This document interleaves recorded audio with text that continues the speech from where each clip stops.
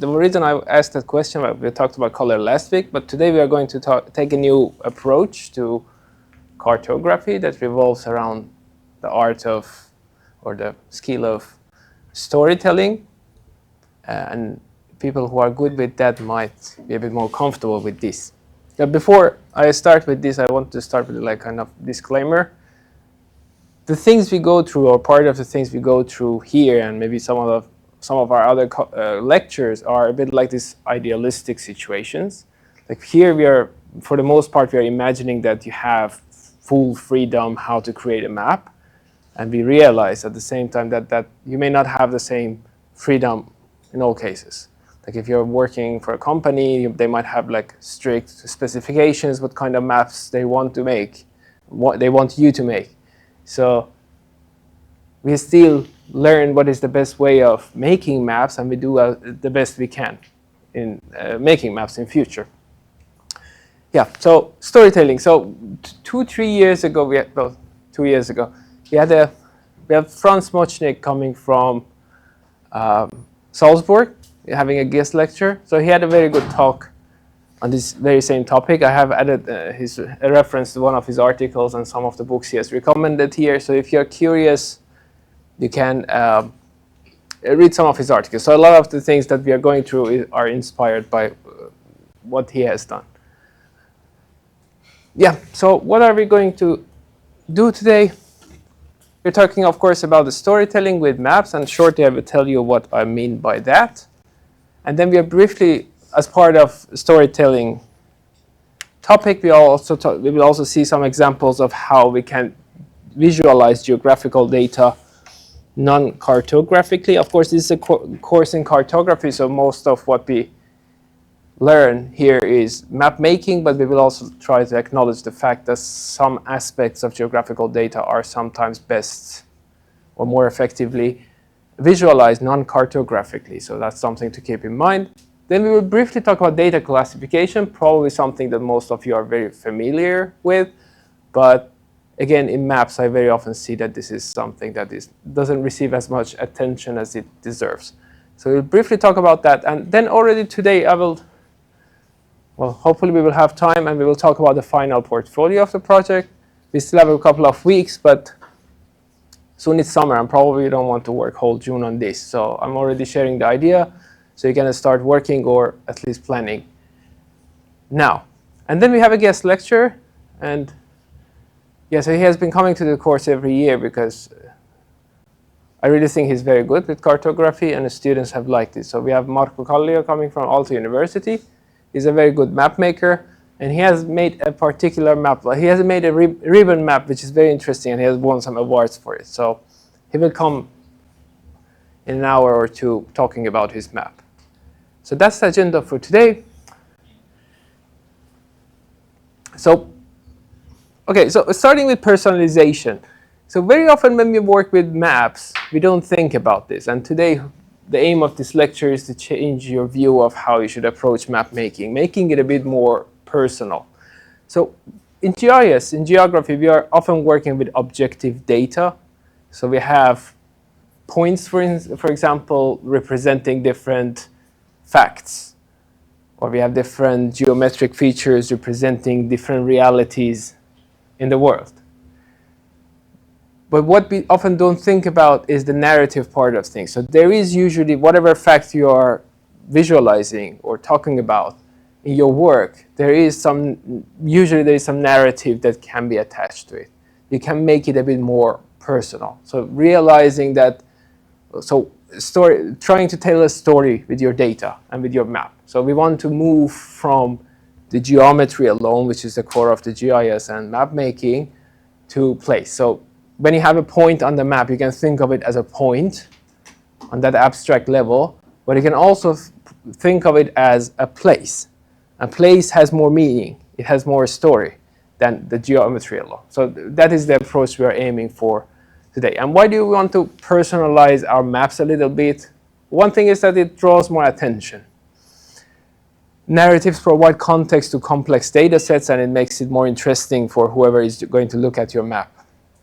And we have talked about emotional engagement, like especially last week when we were working with colors.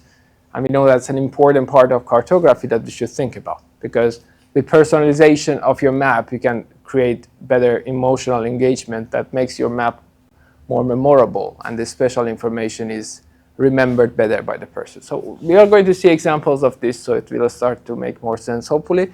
But as a very, I have a typo there, but as a very simple example, you're making a map, and I've seen an example of this from some other country. Someone had made a map, it was a neighborhood in Istanbul or somewhere. It was a map of how Istanbul, a certain neighborhood in Istanbul has changed over the last 2-3 decades. It had like changed drastically. Of course, you can make a map that is very like abstract or not personal at all. You just show, okay, this is how Istanbul or that particular neighborhood, like let's go with the example here. You have a map of Herttoniemi, which is a neighborhood in east of Helsinki, how it looked like in 1980 versus how it looks like in 2020.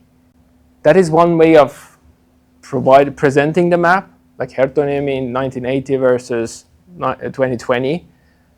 But the other way is that you make it a bit more personal. So instead of presenting Herttoniemi as just one neighborhood in Helsinki, you refer to it as a neighborhood or my neighborhood through time. Like this can be reflected in your like title and how you present it.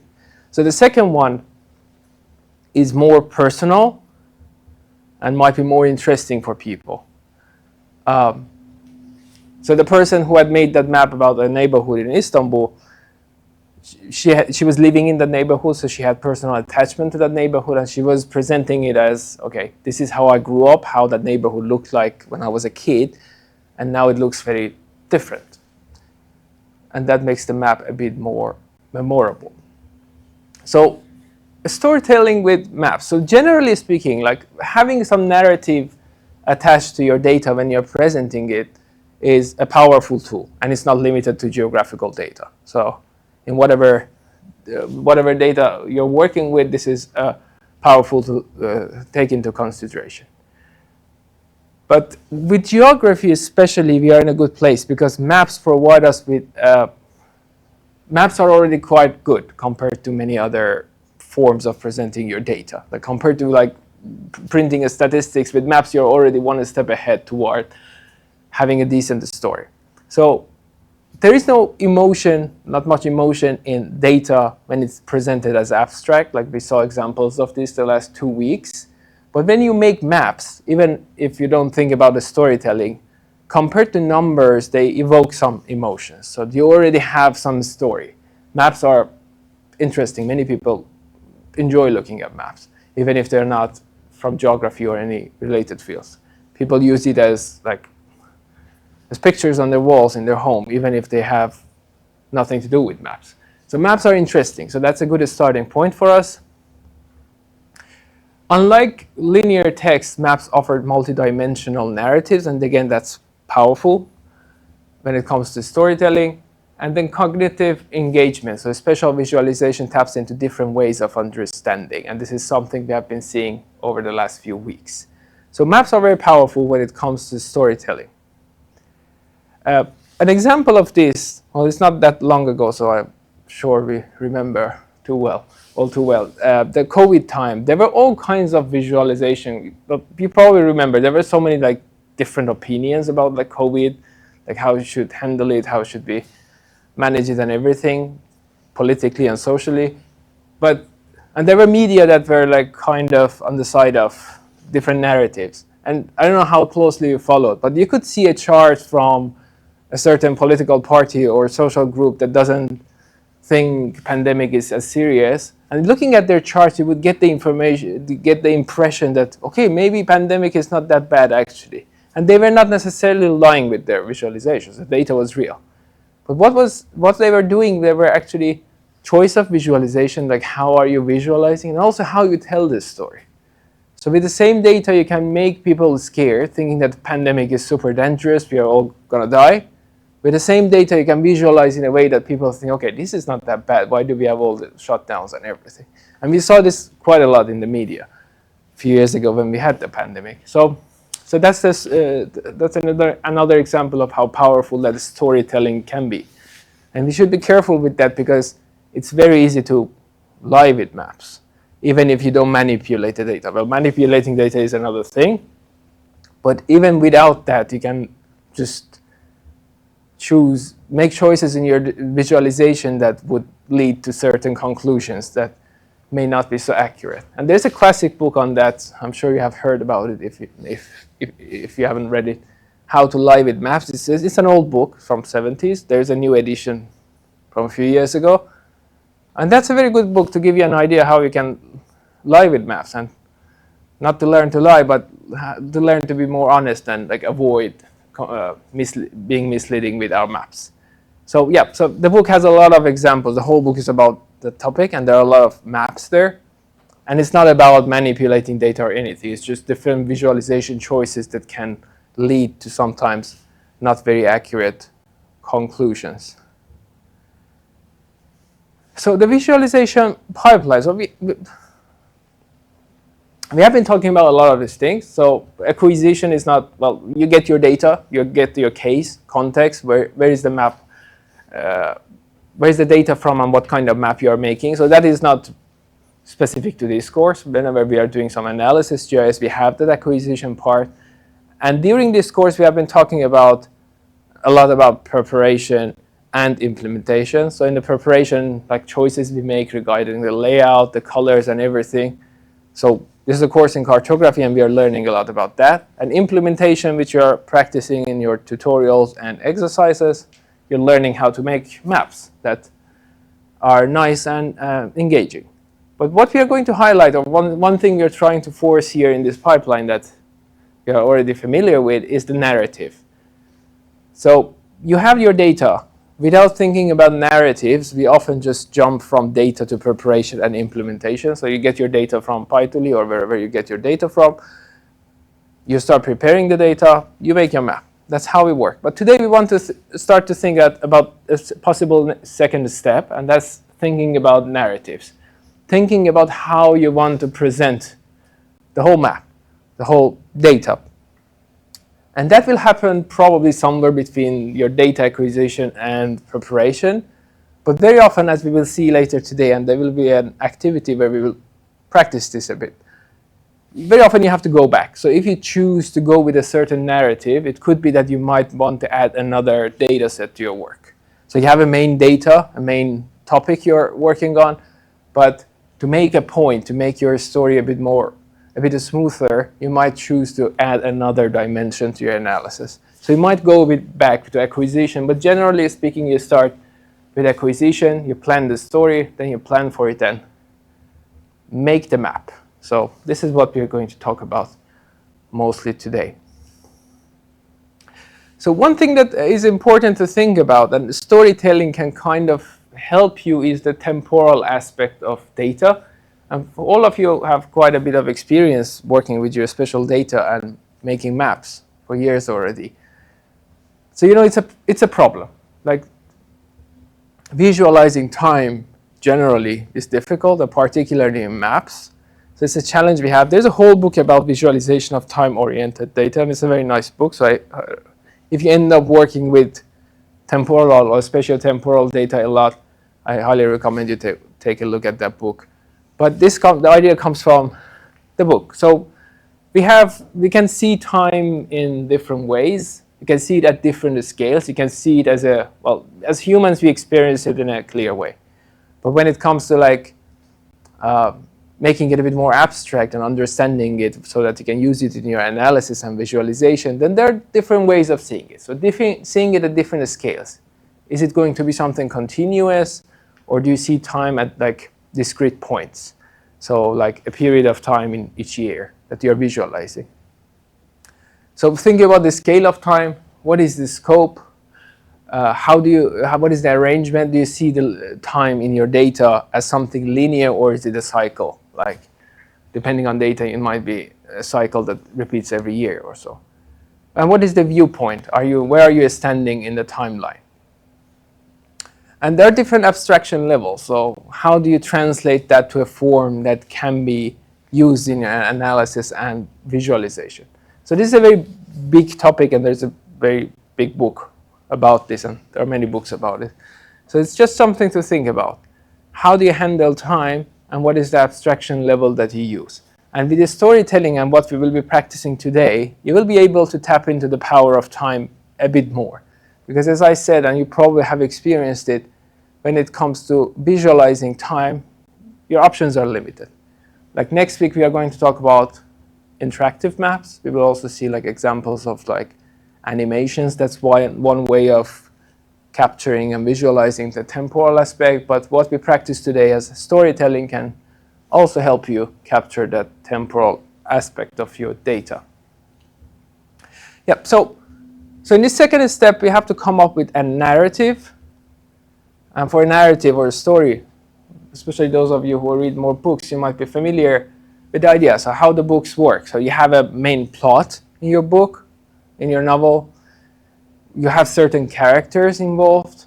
So in your work, the character can be anything depending on what you're visualizing. So if you're making a map of how Herttoniemi as a neighborhood has changed over the last 3 decades, who's your character? Is it the residents of the neighborhood you're talking about, or is your character the place itself? Or are you taking more, are you more interested in the natural side of things? Are you worried about the different animal species that have lived in that area? Or how the vegetation has changed? So who is the character? What do you want to show? Because, what is your story here? And how do they interact? What is the relationship between these characters that you have in your story? Well, for a story to be interesting, you have to have a strong punchline. So some strong message that would be interesting for the person. So they would be, very often you pick up a book, you read the first few pages and you just drop the book. So the same thing can happen with a map. You might make a map that is immediately interesting. People will be curious about exploring it more, or sometimes it may not be that engaging. So think about the punchline, and that punchline can be in the title, it can be in the colors you use, it can be in all kinds of elements that we have been talking about. And where is the peak of your story? Again, for those of you who have watched a lot of movies or have read a lot of novels, you know that stories usually have a peak. There is a point in your book that things get super exciting. So what is that exciting part of your story? Also think about that and try to highlight it in your, give it more hierarchy maybe in your visualization. And think about what elements you will use and what kind of tension they create. And there are a lot of things. So think of it as a story. You have different elements, different visual tools to tell the story. So there's a concept in data visualization and also in cartography that I included it here, but be a bit careful with interpreting it. So there's this concept of data-ink ratio.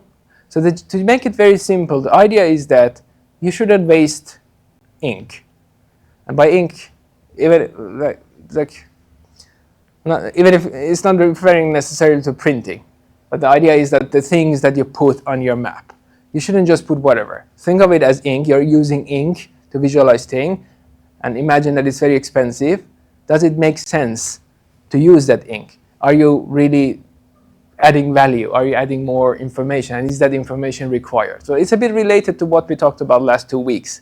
Do not over-clutter your maps. So do not include too many things. And this is particularly relevant to storytelling. I'm sure you have seen movies or read books that are not super exciting or they're not so well made. And one of the things that can go wrong in those novels or stories is that there's just too much happening without a focus. There are characters in the story that are not developed enough. Just some random person shows up in the movie without really the character being developed enough or really adding much to the story. I'm sure you have seen a lot of those examples. So the same thing can happen to your map. You can put an element that doesn't really add anything. It just looks nice, or you just think about it and put it there. Yeah, so according to this theory, every bit of ink that you use should represent some kind of information that is useful for the user of the map or add something to your story. So clarity over clutter. So in this theory, it says anything that does not serve the plot or your story should be removed. And I highlighted it because the way you can read it can be a bit dangerous. So what it means here, it means like do not put elements that do not support this story. But you can also interpret it like in the wrong way. Like if some part of the data doesn't support your story, remove it. And that's exactly lying with the map. So this is not what we mean here. So you don't want to manipulate the conclusion by removing something. It's just about saying a narrative, telling a narrative, and the narrative should be clear enough without clutter. So there is no strict universal scientific law. This is just a theory. But generally speaking, less clutter is better. And the evidence is coming from many sources. So if you start doing research about this, there are books and articles from cognitive psychology, perception research, visual attention theory, information visualization, cartography, human-computer interaction. So there's a lot of evidence telling you that. But anyway, be careful. So to make it simple, leave away what is not needed. Remain honest to your story. You don't want to like bias people's conclusions, but you're just avoiding clutter and telling a clear story. So this is a visual example of this. So it's not only about elements and data, but also this saving ink can come in how you visualize things. So these charts are the same, but you just made some small visual changes. So that frame, that border, is really not necessary here. And you know, those of you who have used Python, you know that, for example, in Matplotlib, you end up with those frames. So you often don't need it. You're just wasting ink here without adding anything. And then you have, okay, you might say, okay, I need these ticks to make the chart a bit more readable. But then again, if you're creative enough, you might get rid of those ticks and just put something like that. So this is just one simple example of how you can make things simpler, and probably you agree that the one on the right looks a bit more neat and interesting. So it's not only about the elements you include in your map or your visualization, but also about how you visualize things. This is another example of this candlestick charts. That's the classic look on the left, but they can also be visualized like the one on the right. So the information is the same. It's just less cluttered, and it's a matter of taste and what you want to choose as the form of visualization. But generally, try to aim for simplicity and leaving away things that are not needed.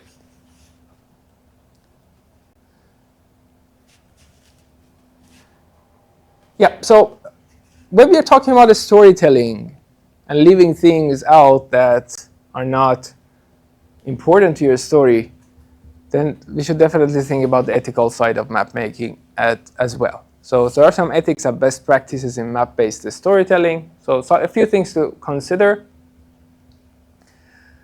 So one is descriptive versus perspective. So maps can influence behavior of individuals. So we know there are a lot of conflicts about, like, for example, the territorial things, like in different parts of the world. So how you draw things, where you put the border, they can evoke emotions, and they can even influence people's behavior. So we should be careful with that. Another classic way of lying with a map is to infer or implying that there is some kind of causality. This is something that you can also do with your data analysis. If someone has done the analysis a bit poorly, they might do a correlation analysis between two variables, and they imply that there is some causality, there is some relationship between them. So let's think of an example. Yep. In summer, there are more mosquitoes around in Finland. And at the same time, there is higher consumption of ice cream around the country. So if you have data about, like, the density of mosquitoes and the amount of ice cream consumed in the country per capita, and if you do a statistical analysis, I'm sure you will find a statistically significant correlation. But are they related? No. But you can do your statistics and say this is a statistically, so the more mosquitoes are around, the more ice cream people eat. So this is something we want to avoid. It's not necessarily lying, it's just presenting the whole thing in the wrong way. So you can do the same thing with your visualization. Just visualize several variables at the same time, implying to your reader that, okay, these are connected, but they may not be. So you can just make a chart of the mosquito density and the ice cream consumption and imply that these are related. So be careful with that. So another thing is that performative power of maps. So maps can create perceived realities. So things that may not exist might come to existence because of your map. And there's a classic example that you may have come across in other courses or if you have read books on cartography. So the map trap is often referred to as the, so what is a map trap? In old days when they made maps, and map making was an expensive process, not everyone had access to data that you can just put the GIS and produce a map. There were just companies that were making maps. And they wanted to make sure that no one copies their map without buying their data or anything. So they often put map traps. That's what they called it. So they put a piece of false information in the map, a piece of mistake that is kind of hidden. You wouldn't see it. But if someone copied the map or your data, then that mistake would be appearing in their work. So there was a company in the US, I don't know if I've put the name, but anyway, they were making a map back in 50s or 60s. And the trap they put in the map was a made-up place that didn't exist, right outside New York. So they named it Agloe or something like that. The place didn't exist. It was just an empty piece of land by the road. They just put it there. So whoever copies their map, they would have an Agloe there that doesn't exist. But now if you search on Google Maps, that place exists. So what happened was that people were looking at the map and they said, okay, this place's name is Agloe. So it started to become a place. Later on, the restaurant or something opened by the road in that area, its name was Agloe, and now everyone calls that area Agloe. So this was just a map trap. It wasn't supposed to become a reality. It's just a choice made by a cartographer there, and it became reality. So I checked it last year, and the places on Google Maps, there are things around it with that name. So yeah, so this is an extreme case, but this is an example of how things can turn into reality with a map. So just be careful with what you present. So some good practices when it comes to the ethics. So add personal context, make stories relatable and engaging. Yeah, so that's about the storytelling. Minimalism we talked about, and iterate carefully. So yeah, so we are going to get back to those later on. But one thing I would like to highlight here, and we have it already in the tutorials and the exercise this week, is to start thinking also about non-cartographic ways of visualizing your data. Again, this is a course in cartography, so we are not going to spend so much time talking about this. But just remember that sometimes things might get overcomplicated if you want to make a map. The same information can be conveyed more easily, more effectively if you just present it as a chart or some other form of visualization. So even if you're a cartographer working with geographical data, just keep it in the mind that, okay, there are other forms of visualization. So even if it's geographic data, a certain aspect of it might be better presented as a sort of chart, for example.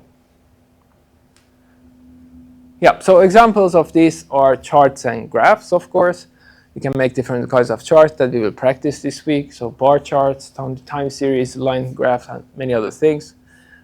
For example, for temporal dimension, time series, and line graphs can be quite useful. Then you can use different kinds of infographics that combine different kinds of visual elements, like the Michigan bird example that you have here. Then if you're making an interactive map, you might have different kinds of dashboards that give you different possibilities for interaction, combining multiple visualization types. So this is more about the interactive mapping that we will talk about next week.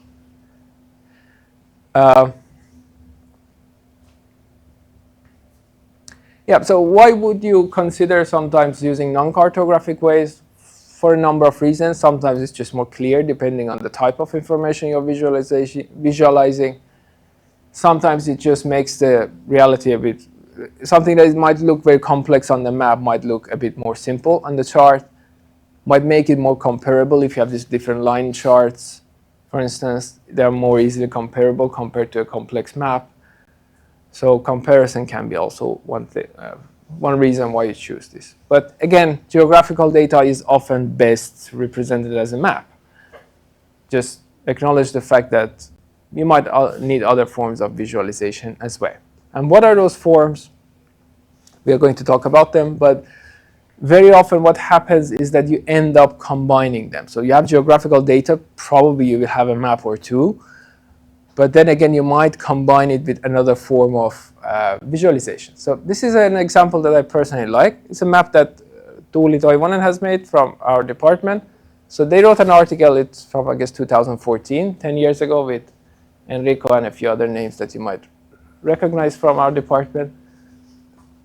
So I personally like this because it's a map. It's a global priority map for expansion of the protected area system. So that's what the map is about. And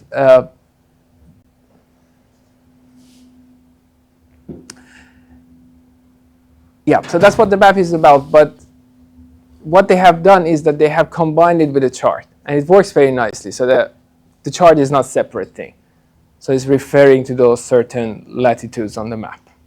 And it's working very nicely here.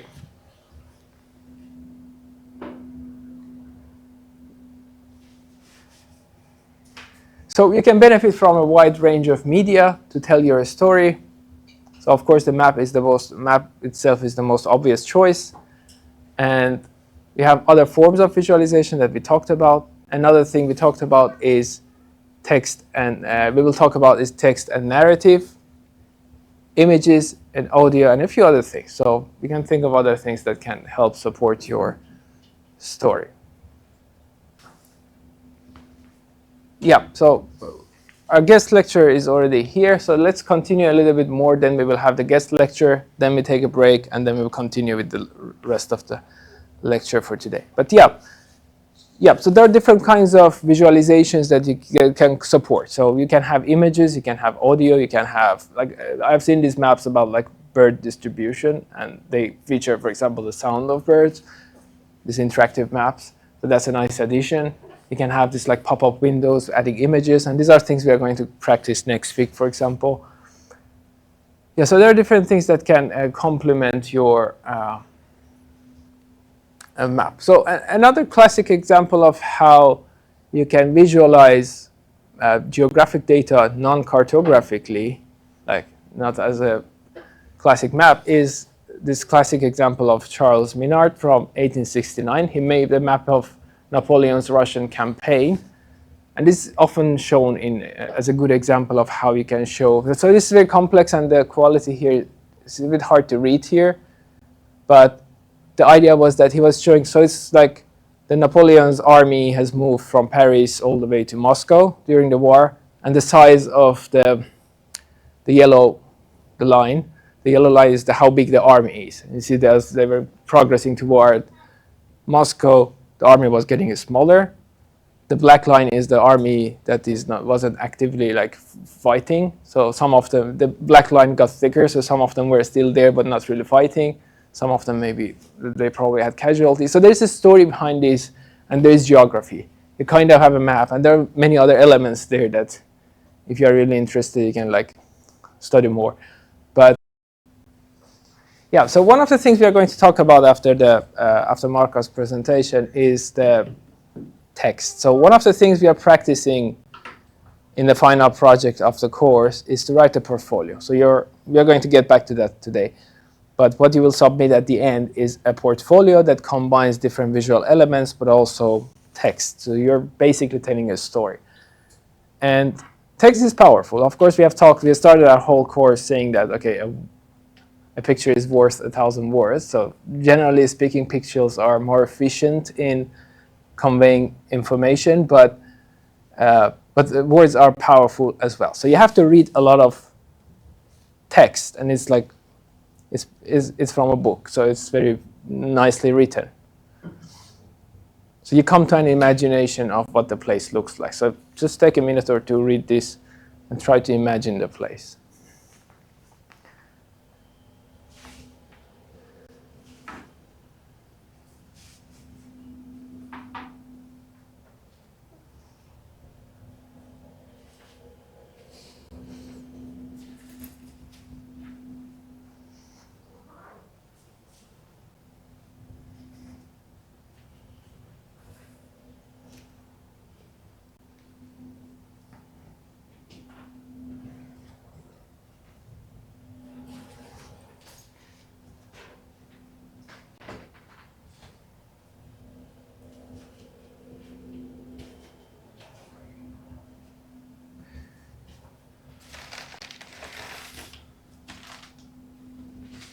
Yeah, so you probably have imagined the place kind of in your mind, and there are dimensions of this, like the sounds that the person is hearing there, that you cannot visualize as easily. Oh, you might find a way somehow, but it's not easy.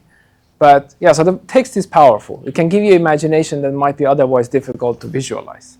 Well, I was curious, and I put this text to AI to see how AI would imagine this place, and this is what I got. So how close is it to what you imagined? Not so close. Okay, hi everyone. Sorry for messing up my schedules. I was thinking it's at 10, but I think maybe when the calendar invitation came, I was at a different time zone. Okay. And that's why I vividly remember it saying 10 to 10:45, but okay. I'm sorry, my kid had a fever flu this weekend, and he had fever yesterday, so I couldn't take him to daycare today, so that's why he's with me here today, but I think we'll manage. So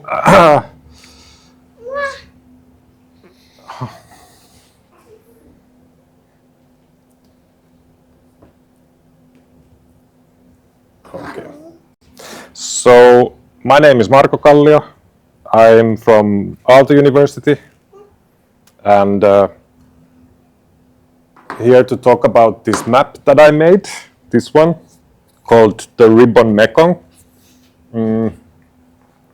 I work at Aalto as a postdoc at the Water and Development Research Group for 2 more weeks, and then I'm moving to a company called Lumo Analytics to do spatial data science.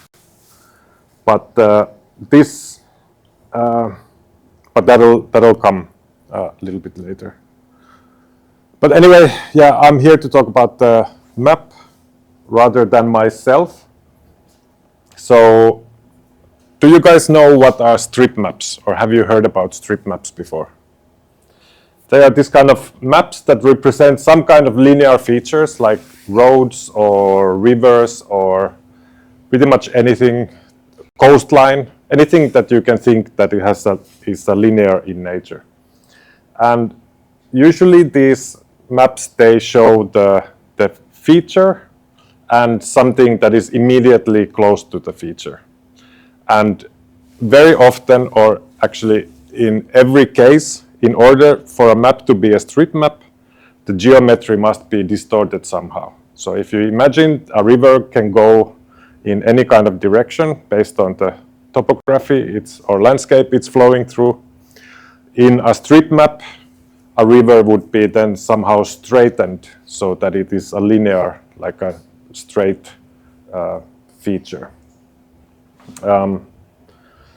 And this modification, it depends a little bit on use case or the map itself. It can be very schematic sometimes, but oftentimes the linearization might be a little bit smaller than in other cases. And what I have picked here a few images about different strip maps over time. It's a pretty old concept. So, sieltä tulee seuraava. So the first one example over here, it's something called the Peutinger map or Peutinger table.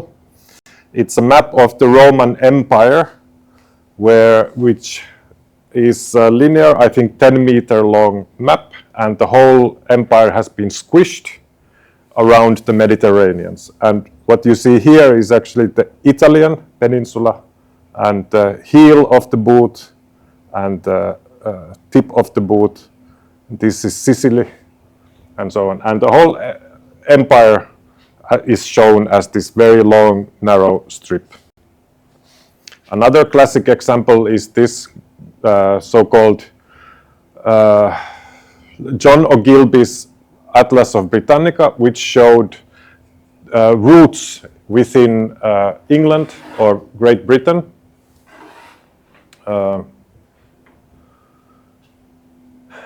and kind of directions. So the route itself was just shown as a series of these strips, and you would follow the same route always from one strip here and then continuing on the second strip up and so on. Then there's these, maybe you have seen sometimes, these 18th and 19th century visualizations of topography. And here are, for instance, the world's longest rivers, which have been shown as this kind of linearized images. And, oh, sorry. And then here is also a road map from the United States, which was also shown as this kind of strip map. Okay. And if we go, this is also something that I recently discovered, that there's this old Chinese map from the 15th century, which shows the explorations of a Chinese explorer, Zhang He. This is called the Mao Kun map. And this one shows the coastline of pretty much all of Asia. And there's this dotted line which shows the route Zhang He took. And the markings here show, for instance, stuff like compass directions or other information about the route for future explorers. Okay. Some modern examples is there's one made by Daniel Huffman, which shows the Lake Michigan as a strip map. And the idea here is that he's picked a point and he cut the coastline and then linearized it and then created a map of it, a strip map. This one is perhaps my favorite.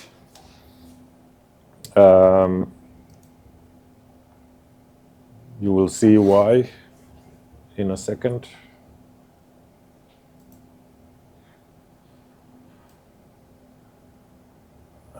Here. Can I make it full screen? So there is a guy called Aaron Kolker, however it's pronounced, who made a map that you can print from a receipt printer. And it's a river, Suwannee River. And this is fairly new, it's just 2023 when he finished this. And I think this is a very, very innovative way to show a map. Okay.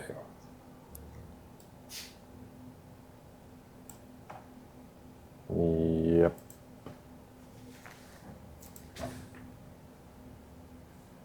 Okay. You might ask, what's the use of this? Well, probably nothing. It's just a very interesting way of showing something, some features. But in old times, it has been in use. For instance, I showed this road map, road atlas in the United States. This is from the 1920s. And people actually were using these when they were driving cars, like long distance road maps. Nowadays we have Google Maps and directions on our cell phones, so we don't really need this kind of this type of maps perhaps anymore. Oh yes, one last example is Matti Granro's map of highway number 4 in Finland, where he has really schematized. So the entire road network has been just made one straight line, and then you see the roads intersecting it at different points of the map. And this is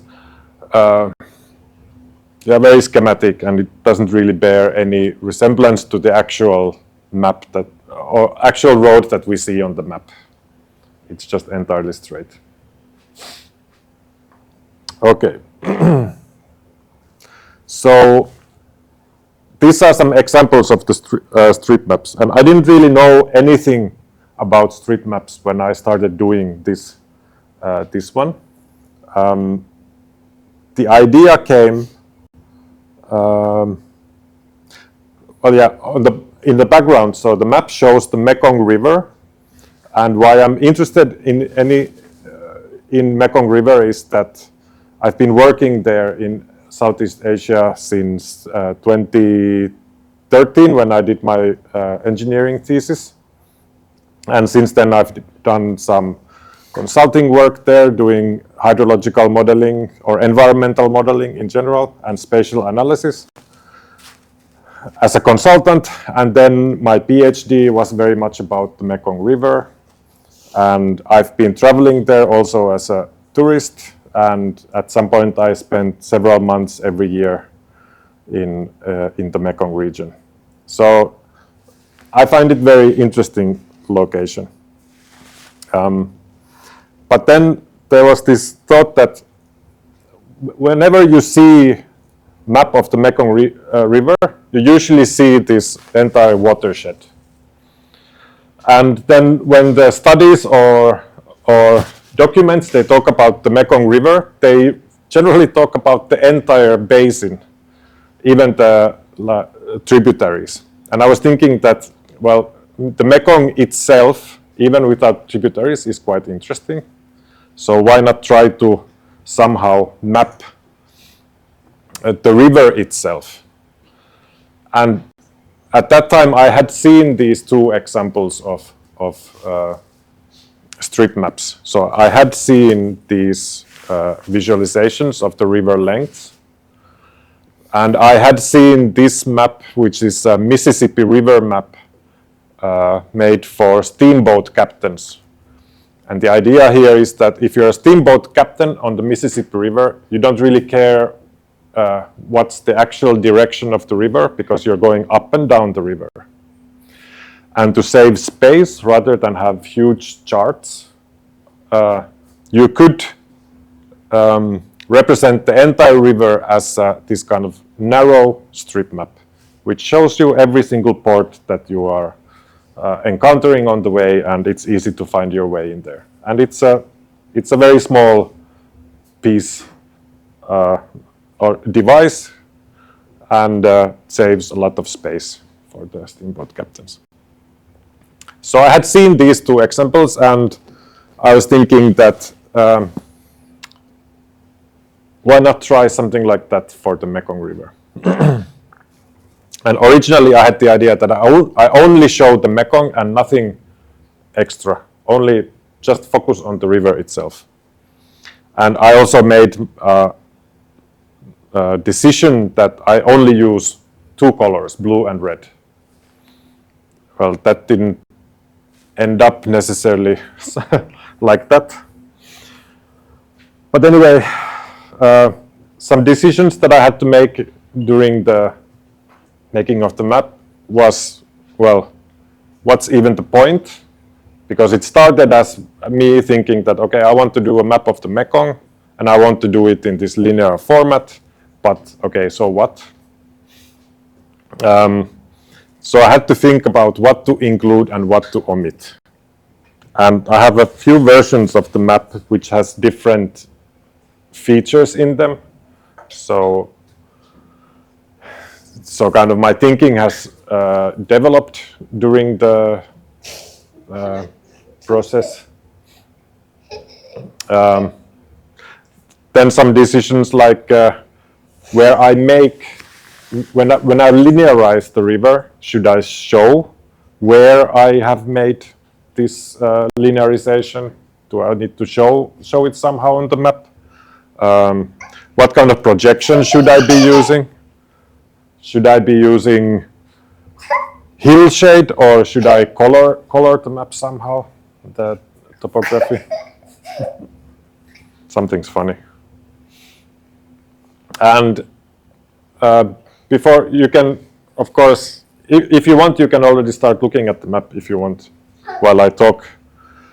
But some examples of the changes that I've made between versions is the original. I really tried to just show the river and what's immediately on the river, and having only red and blue colors. For instance, in here I have shown very clearly where I have made the cuts, and I've even shown how much I have moved or linearized the map.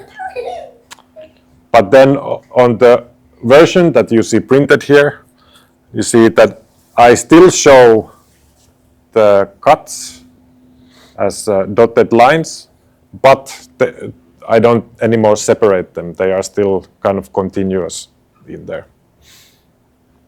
And that's something that I had to do in order to get the hillshade or the terrain on the in the background.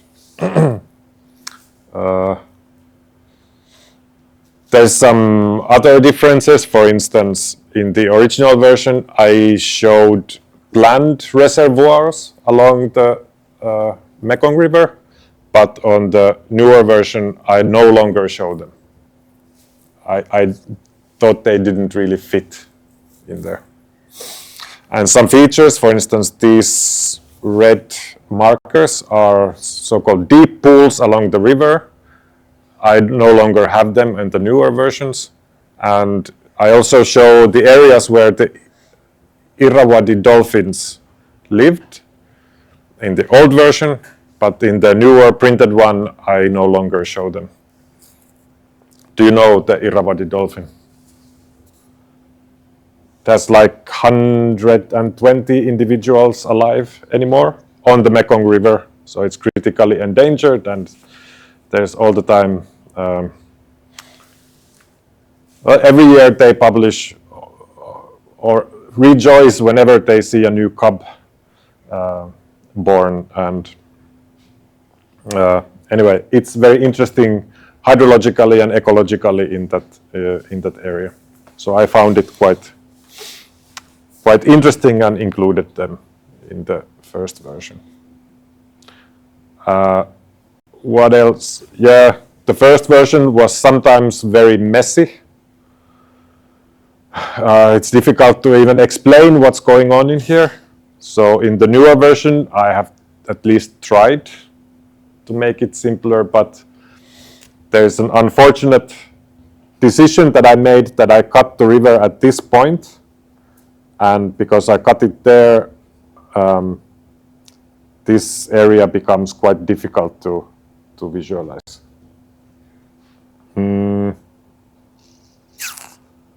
What else? Yeah, and at some points I made decisions where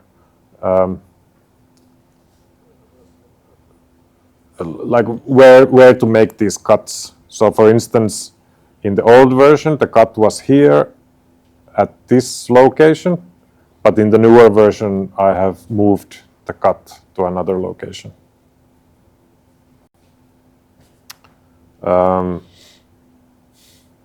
Yeah, that was something about kind of what kind of decisions I have made when I started doing the map, and what I've changed along the way when I've been working with the map.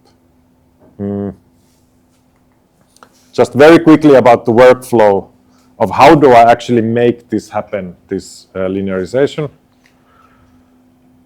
For vectors, I create the Douglas-Poikert simplification. So in that sense, I can, if I simplify a round shape like this with Douglas-Poikert, I get this kind of vectors. And what's nice is that in Douglas-Poikert, these locations, they correspond to a node, to a point also on this geometry. So with that, I can find the locations where I can make a cut. So in order to linearize, as I did, is that then I take these segments as they are in the original data, and then just stack them on top of one another.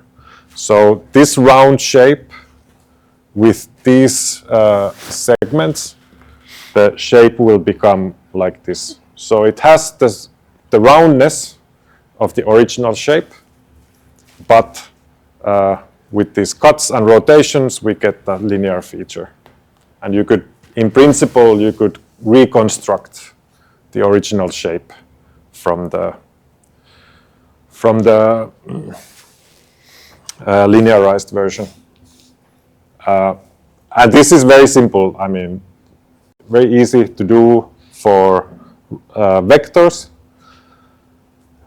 especially for lines, maybe not so much for polygons, but at least for lines it is easy. Rasters are kind of different thing. So like the first step, what I would do is that when I have a segment of the river and I want to show the immediate surroundings like a DEM raster. So first step is to take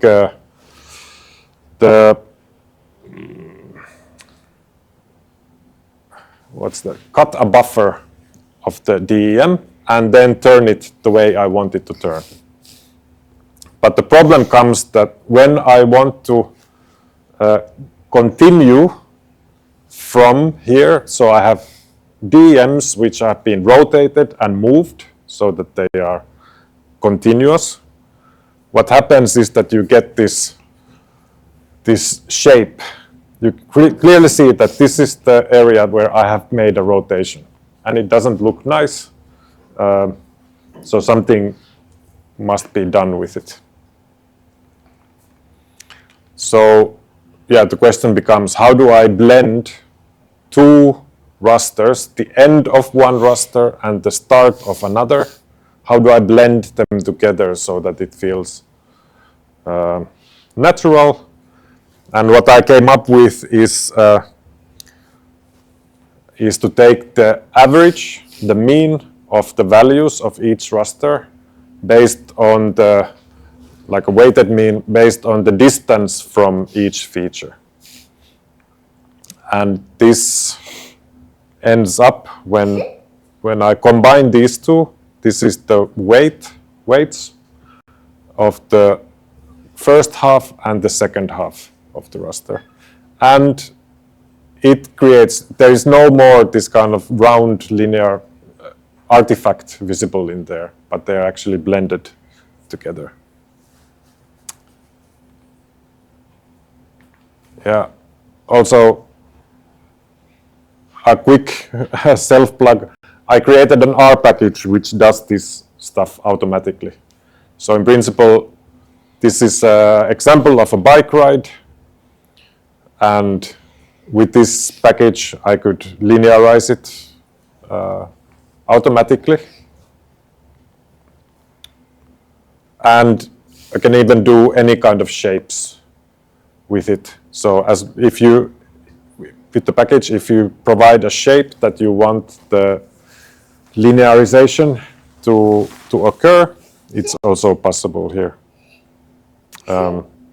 Of course, this is no longer a strip map, or at least in a common sense, because the expectation is that the strip map is a linear one with single direction, but this one was just a curious thing to do. And here are two examples. For instance, it took me maybe 100 lines of code to linearize the large maps, the great rivers of Asia flowing from the Himalayas. And I could get the DEM on the background and the rivers themselves and so on.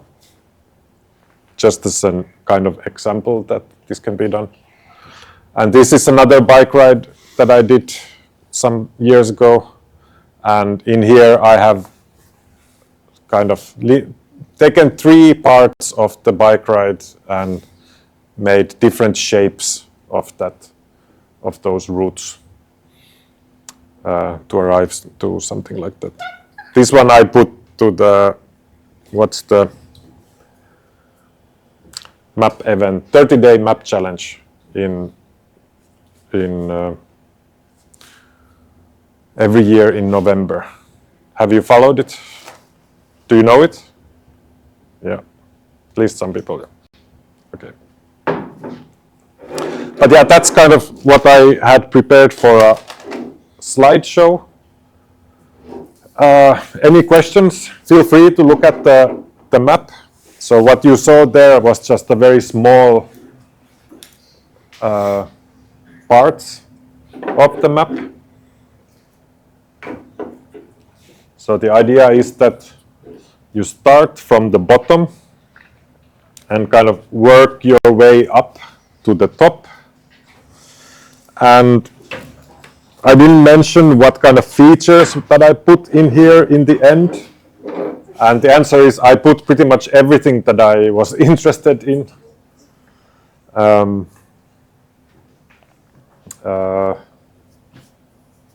The texts, because not everything I could actually put on that I was interested about the river, I couldn't put in the map as like a marker or something else. Instead, I have written something about the map along the way, where they are. Interesting to know why Yep. did you chose to put it down, up, and not up, down? That's a good question. I was thinking I start from the delta, and the delta is in the south. And then you kind of work yourself up from there. Yeah, this is comment that I've often received, like why up down and not, and why down up and not up down. But it feels, to me, it feels correct in the case of Mekong, that it starts from the south, or the delta is in the south and the source is in the north.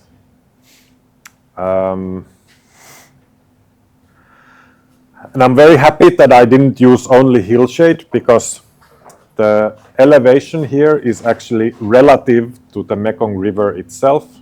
So it's a relative elevation model, or relative, yeah. And it shows very distinct parts of the river. So we start with the delta, which is very flat. Then we come to the Lao side of the river, and this is a plateau, and you clearly see that there's a big change in the landscape from the delta to this area. This is going through, what's the plateau name? I can't remember right now. Well, in any case, then you come here to the Lao capital, Vientiane, and after that starts this very hilly section. And when you go to China, you enter the high mountains. And the elevation here shows like minus 200 to plus 200 meters from the elevation of the river. And in China, there's high mountains, there's barely any color visible, which means that the river goes in such a steep gorges that the terrain shoots up practically immediately from the river itself. And the feel over there is very different than the feel along this part of the map.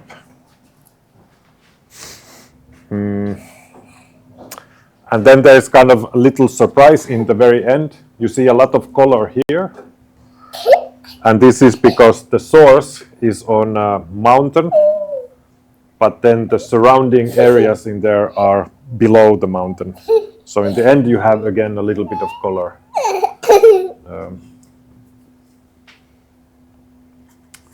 Why have you like zoomed in on these parts?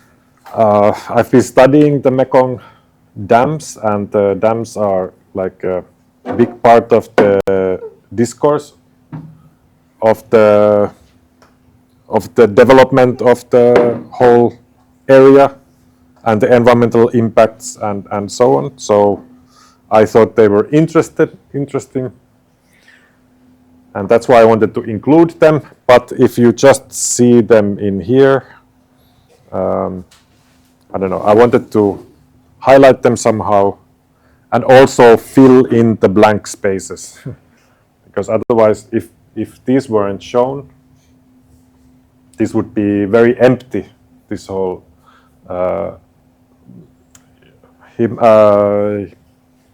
Himalayan part, high mountain part. There's very little population in here, and that kind of human interesting features are missing apart from this big infrastructure. But now I think that these are, they should be a little bit more interesting than they are now. I'm thinking that I should maybe show elevation model in there or something. So I would change it for the next version if I make a next versions too. Sit varovasti, ettei kaadu. Pidä sitä molemmin käsin kiinni. Have you published it online somewhere, or can like people access it, or? Yes. Yep. It's in Zenodo. I can provide you a link to it. I shared the link yesterday on Discord, so if you check, you will find it. Yeah. And you won some award for this, right? Yes, I won the British Cartographic Society Award in 2023 with this, and also 2 awards. So I won the best digital map and the overall prize in that with this. And this is 6.5 meters long, and I think it's maybe 40 centimeters wide. And this also went to the International Cartographic Conference. The old version without the hillshade and the DEM on the background, but didn't receive any feedback or anything from there. And I think rightly so, because this is so much more interesting when you have the hillshade in the background. And I did quite a lot of research for this. So of course my own travels and my research about the Mekong, but I also read 3 books to get some of these information in here. And I think overall this took me maybe 2-3 months of full-time work.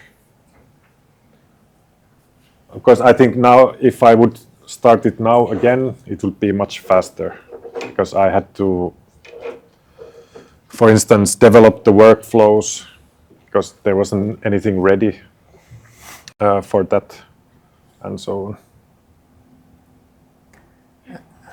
What tools have you used for making the map? Software? Or R for some scripting, QGIS, and Affinity design, like a vector graphics program. QGIS was very limited. So in QGIS, I made the relative elevation model, and I compiled all the vectors and the features, exported as a PDF, and then everything else I've made in like a graphics program.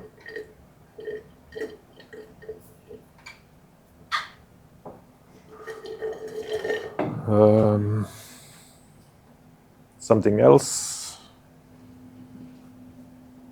We still have 10 minutes. It's a beautiful map, and it's an excellent example of what we were talking about today. So it was actually good that you arrived a bit earlier, so I have to explain less. Yeah. You already saw a good example. Yeah. And there's kind of a fictional steamboat ride up from the delta along the way. So there's kind of, I don't know, a small storyline or something along the way. These different fonts, for instance, this one is part of the storyline, and the other ones just give kind of the information about the area. I don't know if it was a good idea, but well, it's done.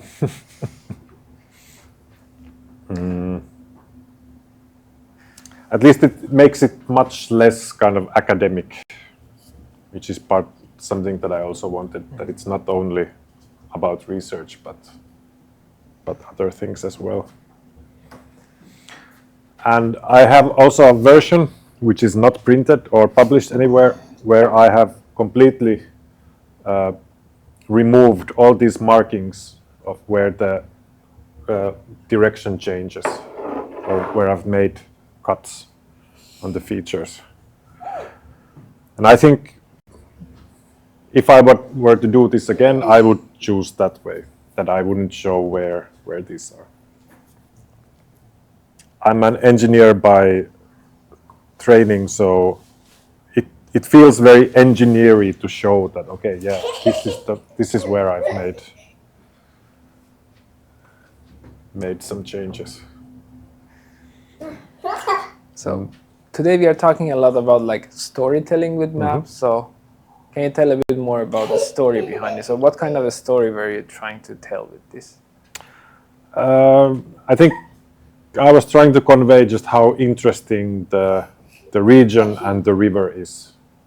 Kind of take it away from the surrounding, like all the tributaries and the problems in the tributaries, and just focus on kind of the river itself and what's immediately on the river.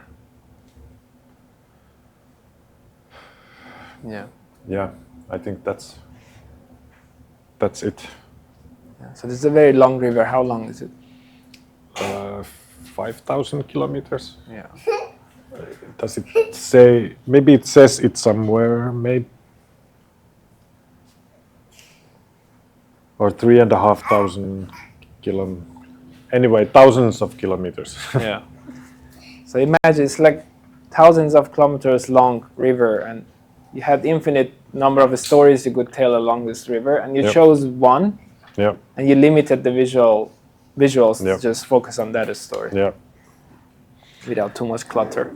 Yeah. The previous one has much more emphasis on fish, because I showed you there was these deep pools, and the fish take refuge in the dry season, because this is a monsoon climate.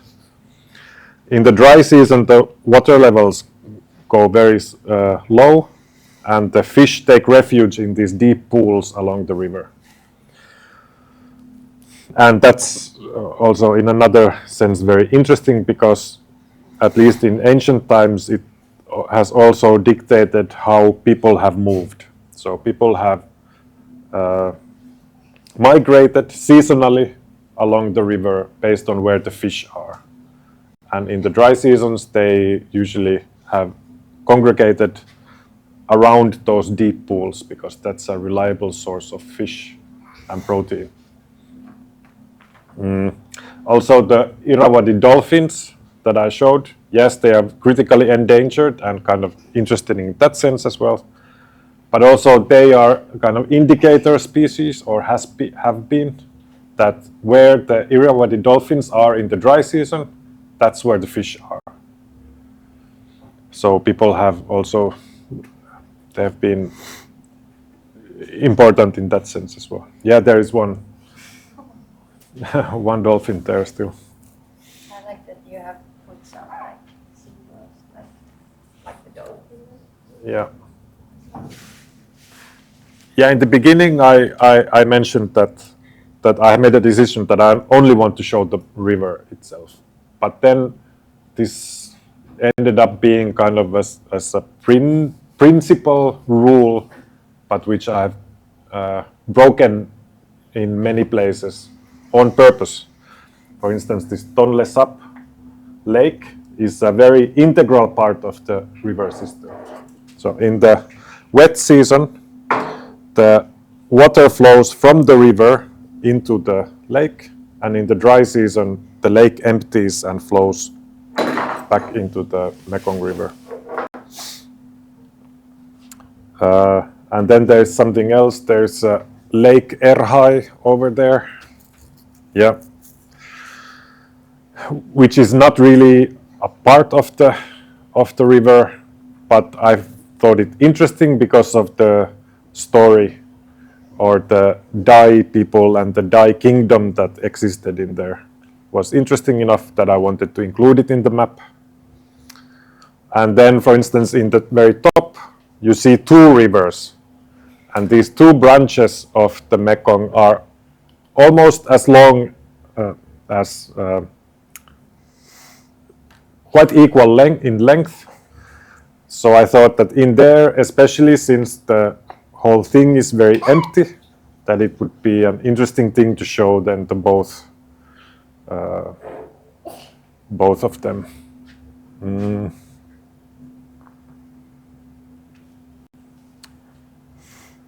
The colors are still pretty much blue and red, apart from the DEM. And also in here we have a little golden color at the golden, because the area is called the Golden Triangle, then the color came from there. So kind of, in principle, I have these rules, but then at certain places where I thought it's fitting, then I've broken those rules. With these two branches, have you like changed is the angle distorted, or are they like this? Yes, they are. You can see the cuts somewhere over there. There is one at least. And was there on this side? Maybe on this side there wasn't.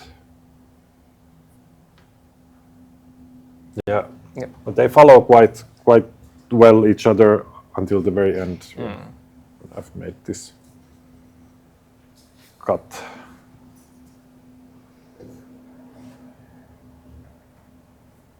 Yeah. Do you still have any questions? Not a question, but I was thinking this could be fun to show like a story map where you scroll down and then these texts pop up. Yes, yeah. I have been thinking about that, but I haven't had time to even figure out how to start doing that.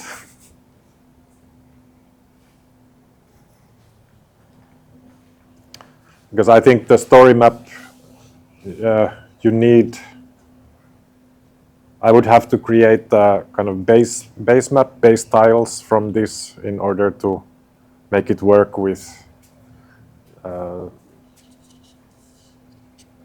the software that makes those. So something I haven't wanted to spend too much time on. Oh, and I also have another version which is like horizontal. So this is vertical, but it's very difficult to show anyone because you have to walk kind of up and down, and if I put it on the wall, the text will be sideways. So I have another version which is horizontal, and the texts that you could, in principle, I could print it and put it on a wall, and you could easily read it and look at it like that. But yeah, I haven't printed it because it's costly enough. Did you still have the names like this? Or did they erase them? I had moved them sideways. Yeah. Oh yeah, that was one rule that I also had, that I wanted every label to be horizontal, if I can make it. Maybe a few differences, like Tonle Sap is not horizontal, but or level.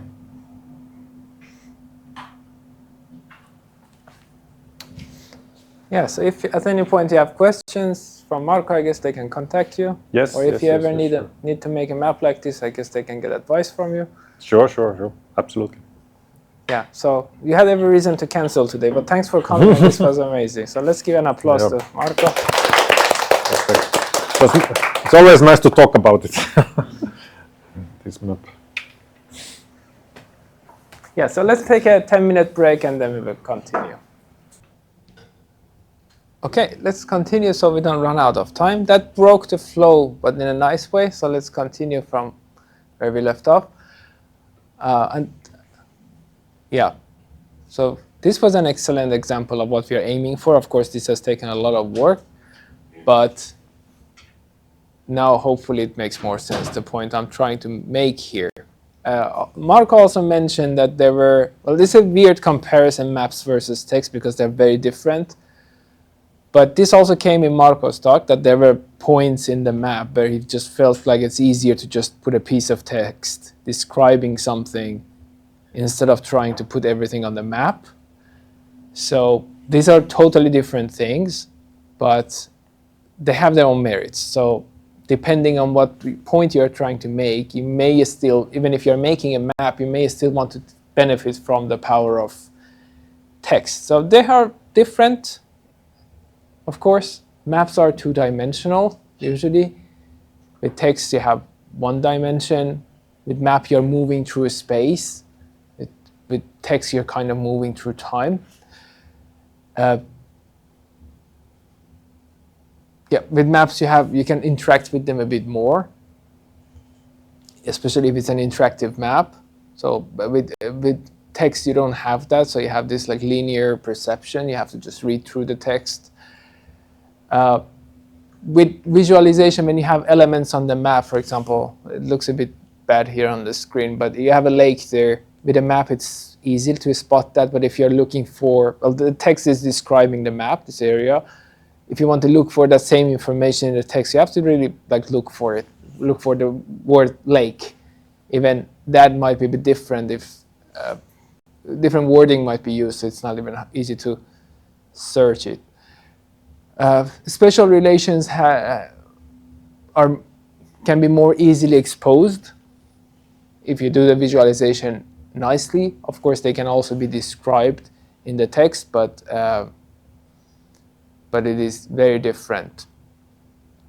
Scale is not, unless you're making an interactive map, which we will get back to next week, scale is not flexible in a map. So you pick a scale and you stick to it in your work, but in a text you can just move between the scales, describe things at different scales. Like, yeah, you can just write it however you want. So there's a bit of more flexibility there.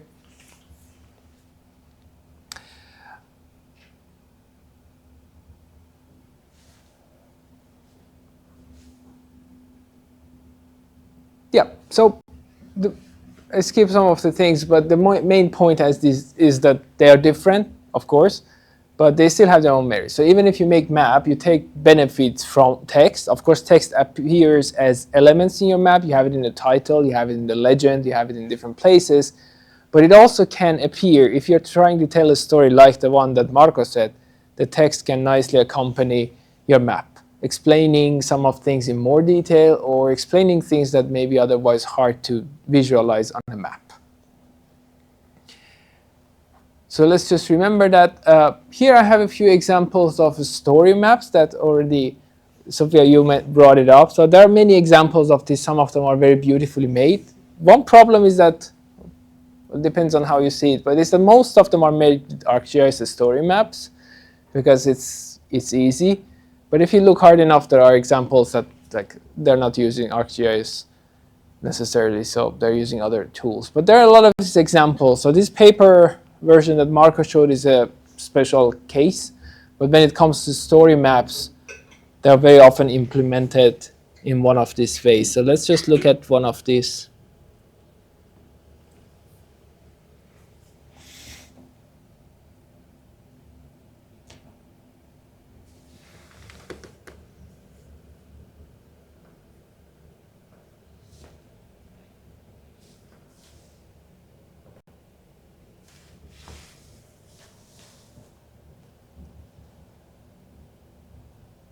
So CNN, especially if you search around looking for this, you will see CNN, the news channel, also makes a lot of this. So here's an example of how different elements are used here. So you have videos, you have images, you have a lot of text.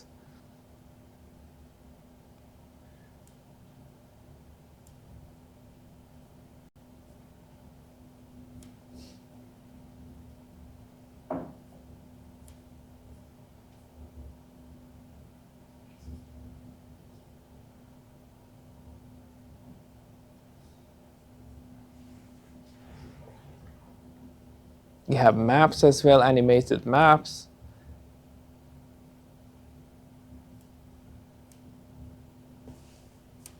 Yeah, so it's a very long one. There are a few other examples that I don't go through right now, but I put the links in the slides. You can check it later. But again, this gives you an idea. So it doesn't necessarily mean, like when I'm saying that we should have a story, we should have a story in our map, doesn't necessarily mean that we have to make a story map like this. This takes a lot of effort and you may not want it. It can be a static map. But just think about that storytelling part of work. Like for example, Marco's work was static, but still there was a story to it and it was nicely visualized. Yeah, so a lot of the things we discussed today came from this article and the work that Franz has done. There are a few other people who work on this. This is the article I've used quite a bit in this presentation. Yeah, and when he was visiting us 2 years ago, these were the books he recommended to people who are interested to learn more. So as you can see, not everything is necessarily geography related, but when it comes to visual arts, you can learn and get ideas from basically anywhere. Yeah. And some more references. And now it's time for a little activity. So we are not doing any analysis here, but we are doing a bit of a storyboard, planning how you can come up with a story for your visualization and how that would affect your work. So we have one data set that we will all use. It's Helsinki bike traffic data. So you have information about how many bicycles are passing through certain points around city. And there are 4 stories that we are choosing. Hopefully we can make 4 groups. So like Marco said, he chose, there were so many stories to say about that river that is thousands of kilometers long. He just chose to focus on a certain thing in this map. So there are different ways of also looking at this Helsinki bike traffic data. So these are the 4 examples. So sustainability, from a sustainability point of view, from safety point of view, tourism, and inequality and accessibility. So the same data can be used to tell different stories for different audiences with different goals, with different emotional tones and ethical choices. And how you would do it is based on choices you make in your map. So a bit related to what we have been talking to. So who is the story for? Are you saying the story, is the story for the city? Who is the character? Are you saying it for a student who is walking around the city? Who is the main character in your map? Do you need to use other data to make your narrative better, or can you do already enough with the data set that you have access to on bike traffic? And what are some of the map design choices, like regarding the layout, the color? What would you go for to make your story a bit more solid and interesting? So let's just have a discussion around this for 15 minutes. So we have 4 themes. So let's try to make 4 groups. So you can stay here. You can be group 1, group 2, group 3, and group 4 if you 2 can pair up. So unless you have a strong preference, I would suggest we just go in order. So you can be group 1, 2, 3, and 4. So make a discussion. It would be nice if you have a piece of paper. You can already sketch a few things, write down a few things. And make the process a bit iterative, so you can just redo it. Yeah, just be creative and try to come up with this story, a bit different than how you have made maps before. So this is an old map. I don't know, I don't remember where I got it from a few years ago, but it shows the students in Espoo. This is identical data What is the difference between the two? Why do the maps look different?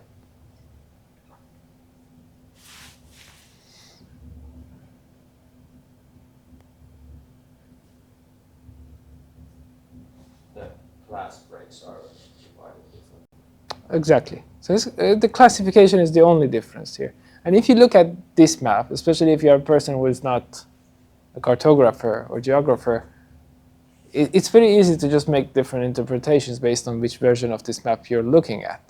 Today we have been talking about how to lie with maps or not to lie with maps, and classification is one of the places where you can manipulate like the map quite strongly without lying. So no one can like take your court for making a map using a different classification, but it's an easy way of just like manipulating the conclusion that the user would get from your map. So you have to be very careful and try to be as systematic as possible with choice of classification, because as you can see, it has very strong influence on the map. So let's briefly talk about data classification. This is something that you have used many times, and you have seen it in your other courses, but a bit similar to projection and coordinate system that we don't think about them enough. It's the same here. If you go with QGIS or ArcGIS, usually there is one default classification that very often we don't bother to think about, and that's problematic very often. So what is data classification? It's systematic grouping of data based on one or more attributes for a clearer map image, even if this image is generalized. So it helps with communicating, and it helps with simplifying the map and communicating the data better. So a few rules. So one thing is that one mistake that very often people make, especially those who haven't studied cartography or GIS enough, is to use classes that are empty. That's a big no. Unless you really have a strong reason why you would do that, otherwise it's just a big no.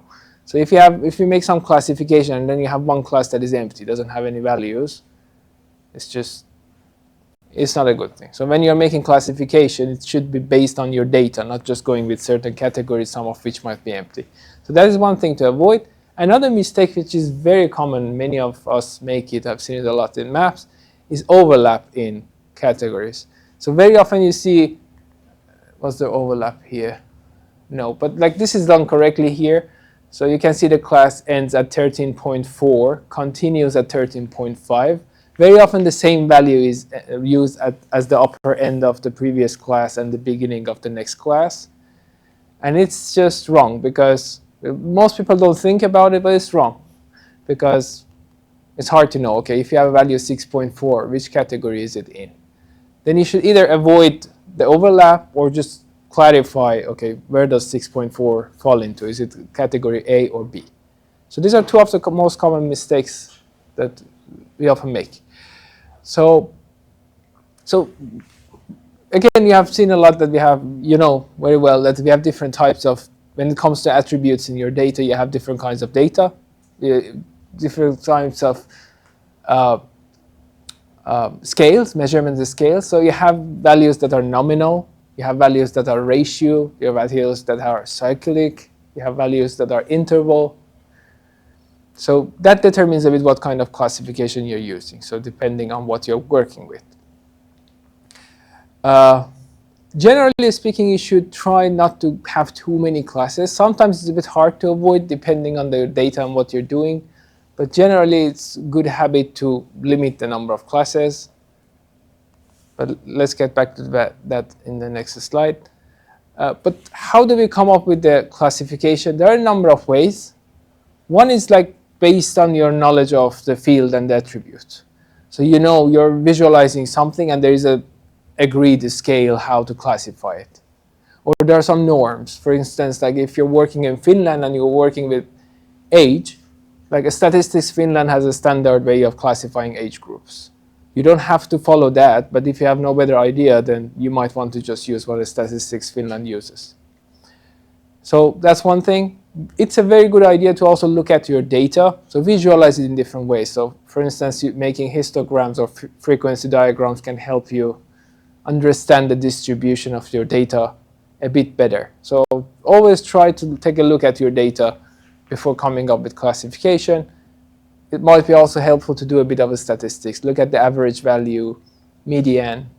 Do you have normal distribution or some skewness in your data?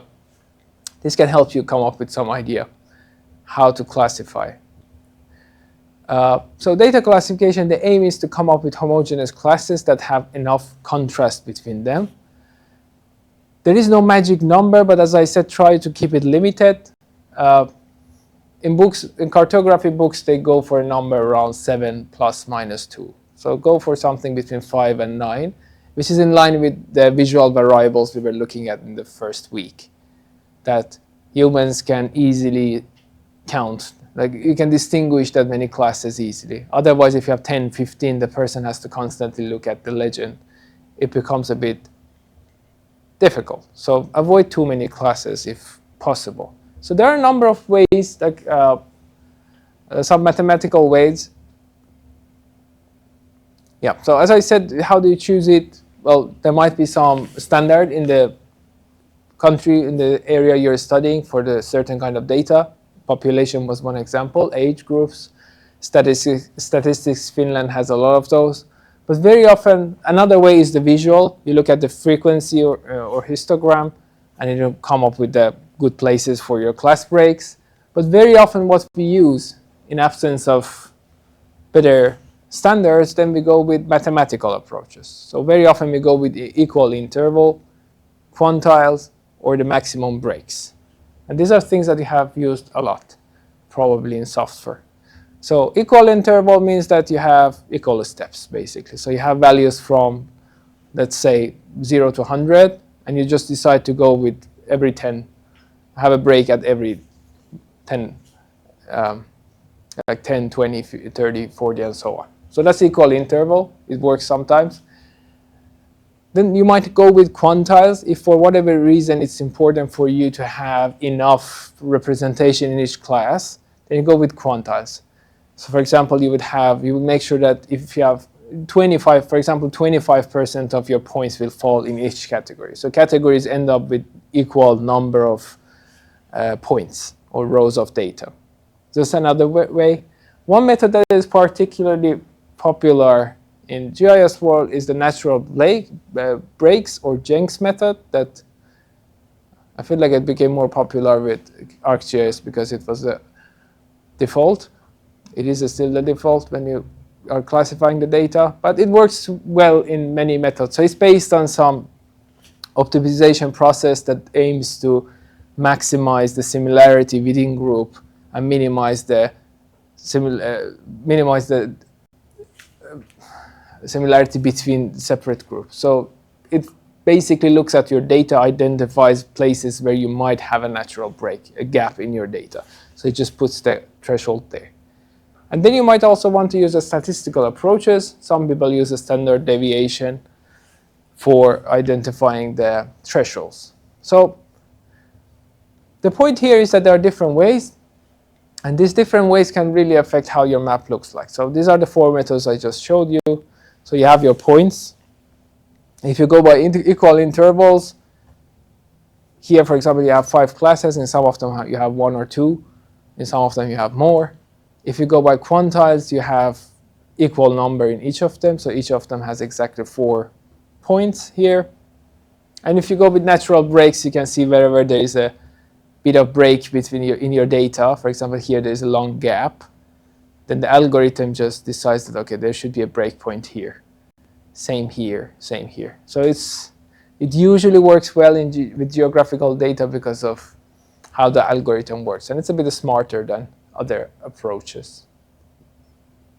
Yeah, so this is not exactly about cartography, but it has great implications for your map you produce. So here's another example of how a map with same data is county population from year 2000, exact same map, different classification, and you end up with very different looking maps. And you generally want to avoid something like this because the classification here is so bad that you don't get what is in the data. The point of the map is to show how the distribution is changing. If your classes are mostly empty or have very few values, then kind of loses its point. Yeah, so do you have any questions from things we have discussed today? If not, then we can start. We have 5 minutes. Let's quickly talk about the final project of the course. The final project of the course is very much inspired by the lecture we have today, so the format. So the idea is to tell a story. You can choose any topic you want, anything that is interesting to you. We have made a few suggestions on the course's website, and it is published already. You can check it out. But you don't have any limitations. So if you have other data set that you want to just work on, we can just choose it. Yeah, so it will be a story. We recommend that you use a weblog format. So if you have a lot of time and you are very excited about this, you can make a story map like the interactive ones we saw, but that probably takes more time than you have for this course. So it will be enough if you just publish it as a weblog. And whether you're studying here or in Aalto University, you have access to these free weblogs that university provides you.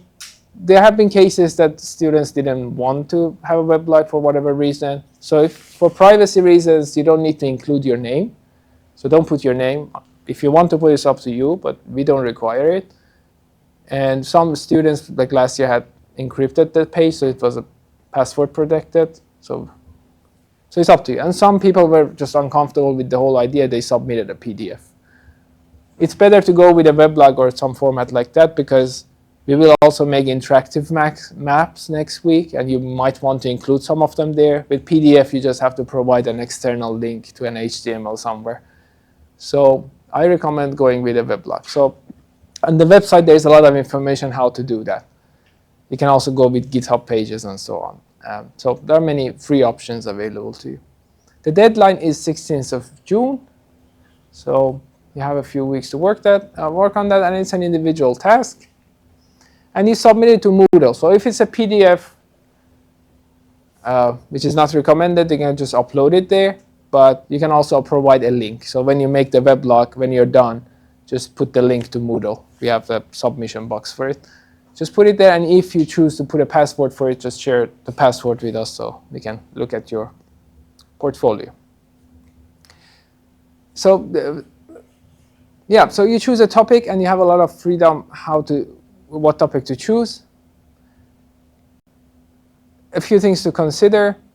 So consider your portfolio as a cartographic journey where you can visually explore a lot of things, different aspects of your data. So we have a lot of time to make a nice visualization here. So take this opportunity and try to be creative. Like in other courses, you usually don't have enough time for the visual side. Here it's more about visual. So don't expect, it's up to you what you want to do. But you're not expected to spend a lot of time doing some sophisticated GIS analysis, but instead just work with visualization. Try to use a wide range of visualization methods.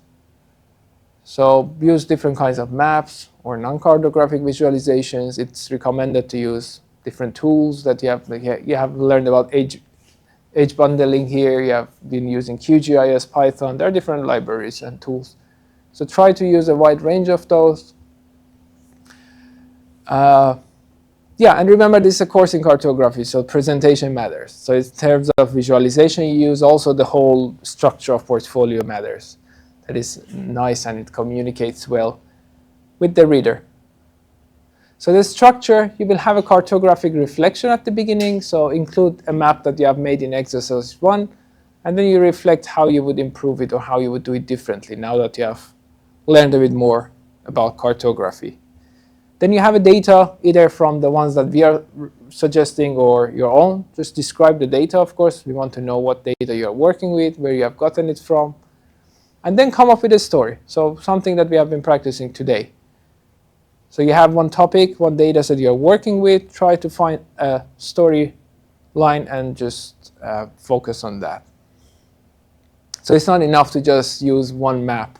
So the idea is to tell a narrative there and use a range of visualization methods to support that narrative. And then you have a conclusion part at the end with the summary of things you have found from the data. When you're basically visually exploring the data, so share your findings with us as well. Yeah, so this is things that we look for in your portfolio, but you don't have to follow this structure. So it's up to you how you want to format your. So you don't have to have sections with these names, but this is what we look for in the portfolio.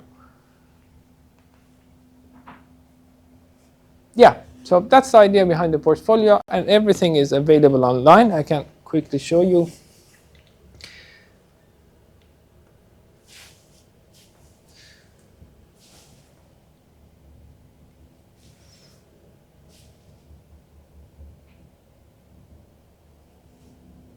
Yeah, so everything that I talked about is available in detail. So final project here. If you have never published anything online or interactive maps, here we have put detailed instructions how to publish interactive maps on GitHub pages and different places. So, and if you have questions, just ask us. Today, Marco talked about Hillshade. Of course, you can do it in QGIS, but as extra material, I put an example of how you can make that Hillshade map with Python for those of you who are curious about Python. But that's an extra material, so you don't have to go through it unless you're curious. But yeah, that's it for today. Thank you very much, and see you next week. So next week we have Pyry Kettunen coming from National Land Survey of Finland as guest lecturer.